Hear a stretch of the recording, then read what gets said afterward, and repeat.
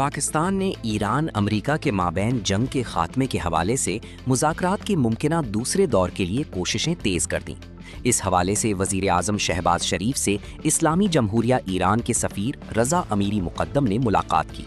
समाजी राब्ते की website x पर जारी बयान के मुताबिक मुलाकात में खित्ते की मौजूदा सूरत हाल और अमन की कोशिशों पर तबादला ख्याल किया गया। वज़ीर आज़म शहबाज शरीफ की ज़ेरे सदारत अहम मुशावरती इजलास जारी है, जिसमें सीनियर वफाकी वुज़रा और आला हुक्काम शरीक हैं।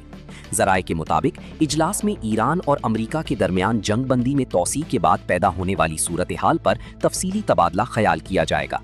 ज़राए का कहना था कि इजलास में मुज़ाकरात के दूसरे दौर को यकीनी बनाने के लिए पाकिस्तान की सफारती कोशिशों का भी जायज़ा लिया जाएगा। ज़राए का कहना है कि पाकिस्तानी क़यादत आज भी ईरानी क़यादत के साथ राब्ते करेगी, जबकि पाकिस्तान ने अमरीकी सदर की जानिब से जंगबंदी में तोसी के ऐलान का खैर मकदम किया है।